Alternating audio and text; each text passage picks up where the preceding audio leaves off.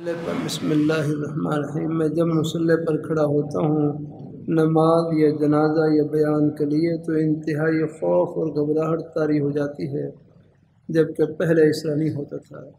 بھائی آپ یہ بیان کن کے لیے کر رہے ہیں؟ بھائی یہ بیان لوگوں کے لیے نہیں، رب کے لیے کر رہے ہیں انشاءاللہ۔ ہاں الحمدللہ۔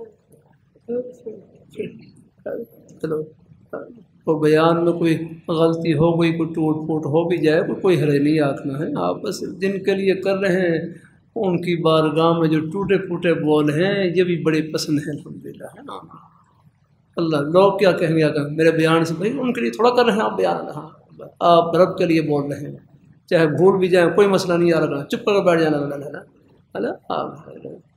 اللہ تعالیٰ آپ کا جو رونا دھونا ہے یہی بیان ہوگا ان کے لیے الحمدللہ۔ ہاں تو ہو جاتا ہے نا، ایک تو شروع میں آ جاتی ہے، کوئی تھوڑی بہت گھبراہٹ ہوتی ہے، لیکن بھائی جب تک دریا میں داخل نہیں ہوں گے تو تیرنا کیسے سیکھیں آپ الحمدللہ۔ پہلے بھائی کچھ ہاتھ پیر مارنے پڑیں گے الحمدللہ۔ ہاں انشاءاللہ کوشش کریں، لگے رہیں انشاءاللہ۔ اللہ پاک کی ذات، اللہ اپنی رحمت سے سینہ کھولیں گے انشاءاللہ آہستہ آہستہ۔ یہ اصل چیز ہے اخلاص۔ اخلاص سے ٹوٹے پھوٹے بول ان کی بھی اللہ پاک کی بارگاہ میں بڑی قدر ہے الحمدللہ۔ اللہ تعالیٰ ہے جب اللہ کے لیے بیان کر رہے ہیں، چاہے اس میں کوئی آپ بھول بھی جائیں، کچھ ہے کوئی پریشان نہ ہو انشاءاللہ۔ آہستہ آہستہ انشاءاللہ لگنے کی برکت سے اللہ کھولیں گے سینہ انشاءاللہ۔ حضرت سید جاوید حسین شاہ صاحب سے بیعت تھا، آپ کی وفات کے بعد سونے سے پہلے ایک تسبیح کلمہ شریف کی 7 مرتبہ سورہ فاتحہ، 7 مرتبہ سورہ کوثر، 7 مرتبہ سورہ اخلاص۔ حضرت شاہ صاحب کو اصالہ ثواب کر رہا ہوں۔ حضرت شاہ صاحب کی وفات کے بعد آپ سے بیعت ہوا، اب سونے سے پہلے حضرت شاہ صاحب کے ساتھ آپ کے شیخ حضرت صوفی محمد صاحب رحمۃ اللہ علیہ کے نام بھی اصالہ ثواب میں شامل کر لیتا ہوں۔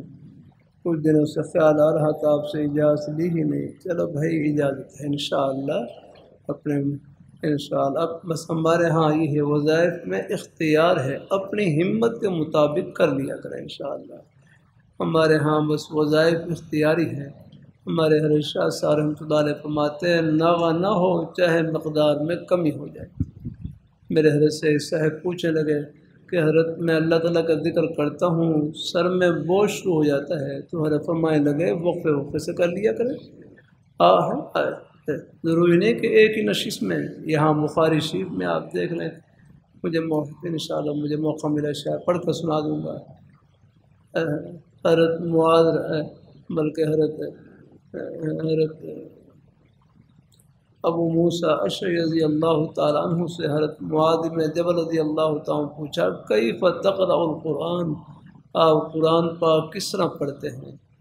تو حضرت ابو موسیٰ اشعری رضی اللہ تعالیٰ عنہ فرمانے لگے قائماً، میں کھڑے ہو کر بھی پڑھتا ہوں، وقائداً، بیٹھ کر ہی پڑھتا ہوں، وعلی راحلتی، اپنی سواری پر ہی پڑھتا ہوں، اور پھر آگے ہے اتفوقہ تفوقاً، بخاری شریف میں الفاظ ہیں کہ میں وقفے وقفے سے پڑھتا ہوں، وقفے وقفے سے ہیں تھوڑا تھوڑا کر کے، یعنی اللہ تعالیٰ اپنی مہربانی فرمائے، اللہ تعالیٰ ہے یعنی یک بار کی نہیں، میں وقفے وقفے سے پڑھتا ہوں الحمدللہ۔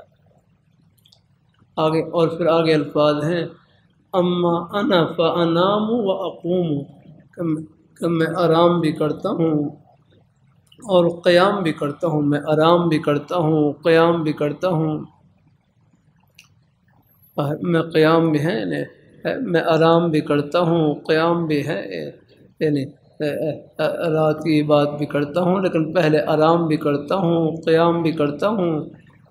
آگے پھر ہے اما، اور پھر آگے انی احتسب نومتی کما احتسب قومتی، انی احتسب نومتی کما احتسب، غالباً باب فعل کا حمزہ قطعی ہوتا ہے، انی احتسب نومتی کما احتسب قومتی۔